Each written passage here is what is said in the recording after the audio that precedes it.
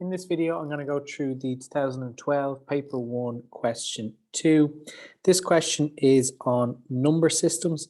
Now, it is unusual to have a full short question entirely on number systems, but it is still a very useful question to do in terms of helping your understanding with number systems, which will help with complex numbers and will help even in algebra and will help just with your general understanding in a lot of the different maths topics that we'll do. So if you get a full question on number systems as well, even better, it'll obviously help with that. But even if you were not to get a full question on number systems in your exam, it will be very beneficial to have a go at this question. So let's see what we have. Well, in the Venn diagram, we have a lot of letters there, which we should hopefully know what these sets stand for. So we have R, which are the reals, Q, which are the rationals, Z, which are the integers, and then C, which are complex numbers. Okay, now G is just defined in this question. Okay, G is not a set that you should have knowledge of before seeing this question. So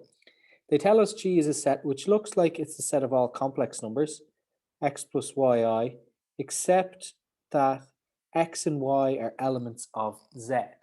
So what does that mean? Well, G is not all complex numbers, because the real part and the coefficient of I must both be elements of Z, which means they're integers, which are whole numbers. So I did do a previous video which mainly looked at exam notation, but it focused on the different types of number systems and how they're phrased in different exam questions as well.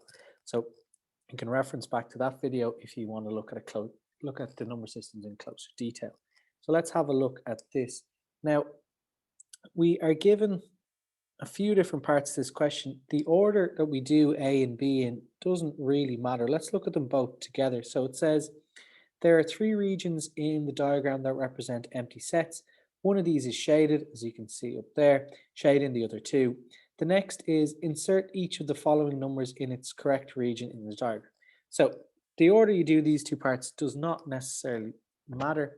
I would be actually inclined to do part B first, just to give us an understanding of what is going on. So first of all, we could go to this number 7. Looks like the most straightforward one to put in. And we may think that, okay, 7 is an integer. It's going to go in here.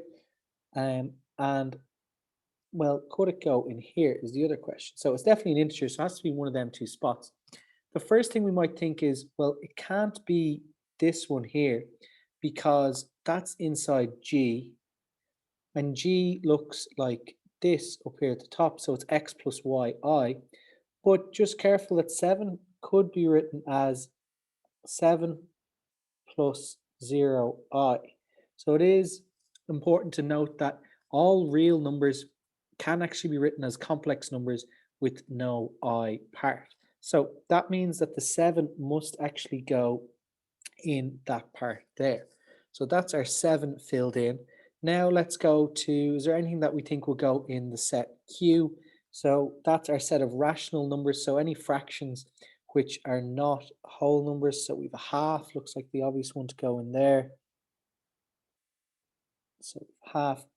Now let's have a look. We have a load of things with I in them. So none of them are going to be in the real set. So any of these ones I've underlined there, they can't be in the real, so they cannot be anywhere inside this circle. Now, this region outside Q here, okay, that is real numbers which are not rational, so they are irrational numbers. So root 2 is going to be one of our irrational numbers, okay? So again, you can reference back that other video if you're still a little bit sure of your number systems, but root 2 will be an irrational number. Now we have to decide where will these remaining 3 things go. So we have these complex numbers here, here, and here. Well, this is where the bit at the very top, that x and y are elements of Q. This is where this, or x and y are elements of Z, I should say.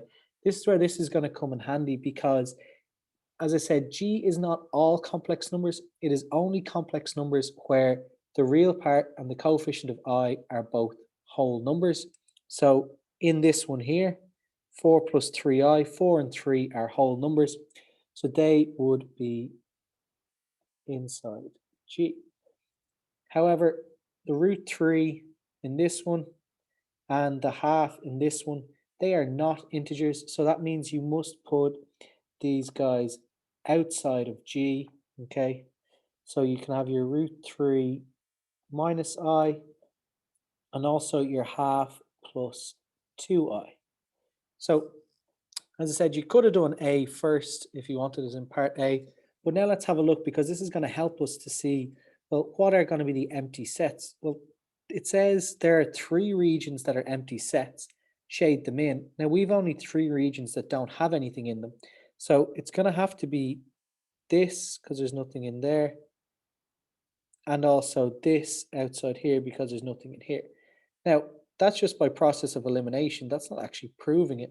It is going to be correct because of the only 3 sets remaining. But let's have a think about why. So the first one I shaded in there inside Z. So inside here, which I'm shading over again, why is that going to be an empty set? Well, as I mentioned, every single complex number is actually a real number. Sorry, other way around, that's correct. Every single real number is actually a complex number as well. So if you have a whole number, which is a real number, it can be written as a complex number by putting in a plus 0i. That'll be a very easy one to mix up. But say if you take any integer, -3 or 9, they look like they're not complex numbers. We just put in a plus 0i, and now all of a sudden they are complex numbers and they are the same number. So they would all be filled into this where the 7 is. So that's why that other half of Z will be the empty set. Then let's have a think about the other parts. So where we have anything outside of the integers, okay, so I'll shade this now. So these 2 regions here, so the one that's already shaded and the one I've shaded in there, so they are outside of Z, so they are not integers. But up the very top, now I've circled this a few times, hard to see it at this stage, this bit up the very top tells us if something is in G, it must have only integer values. So that means them 2 sets must be empty because they are non-integer values. Okay, but they tell us at the top that G will only have integer values. Okay, so not a lot of calculation involved in this question, but there is a lot of understanding of our number systems. So let's go down to the part C then and have a look. It says consider the product AB. So A is an element of G, B is an element of Q. There's a non-empty region where this cannot be. So obviously it can't be in any of the empty regions, but there's another place where it can't be. Insert the word here, or write the word here in this region. So we could use trial and error and see, well, is it possible for this to be in any particular place? So A is an element of G, B is an element of Q.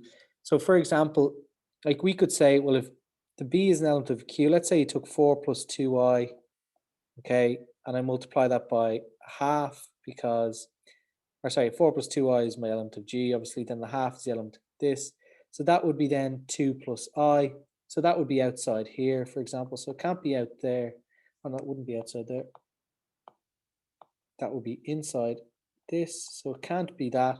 What if I took 4 plus 2i and multiplied by a third? That would be an option. Then that would be 4 over 3 plus 2 over 3i. This is just basically trial and error. I'll show you more concise what I do in a second. So 4 over 3 plus 2 over 3i. So that would have to go outside there.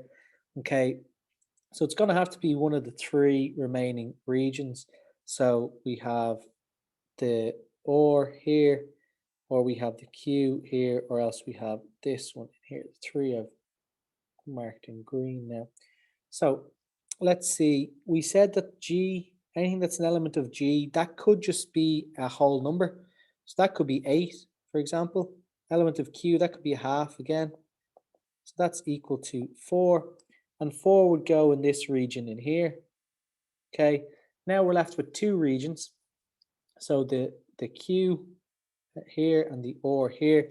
This is a long-winded way of doing it, but let's say if I take that 8 as my element of G again, and I multiply by a different element of Q, say 1 over 7, for example. I'm just picking numbers for no particular reason other than to try and fill them into the different spots. So that means we can prove that there is a number in here, 8/7. So the only place it cannot be then is outside in here. So it says write the word here. So let's throw that in there. It cannot be in there. And now, how do you prove that something cannot be there? So you can obviously keep trying and see, do you see, is there anything that goes in there, and you won't find anything, but that technically doesn't prove it. Now, we'd have the marks for writing the word here in there, but let's have a think about why nothing can be in there. Well, you have a number which is an element of G and another number which is an element of Q, okay? These two here, and you're multiplying. So Q are rational numbers and G are possibly complex numbers, but they're definitely an integer. If you multiply a rational and an integer, okay, so a rational multiplied by an integer, that cannot be equal to an irrational number. Think about it. Okay, so it's hard to create an irrational number. We said examples of some of our irrational numbers are square roots that don't go in, or pi, or e. But if you have a rational number, that means it can be written as a fraction. You multiply that by a whole number, an integer, it must still be able to be written as a fraction. So there's no way that that could be an irrational number. That's why we must put the word here in this location in the Venn diagram. So as I said, if some of that went a little bit over your head, you can go back and have a look at the previous video I did, which looks at number systems in a small bit more detail. Okay, I'll try and link that at the end of this.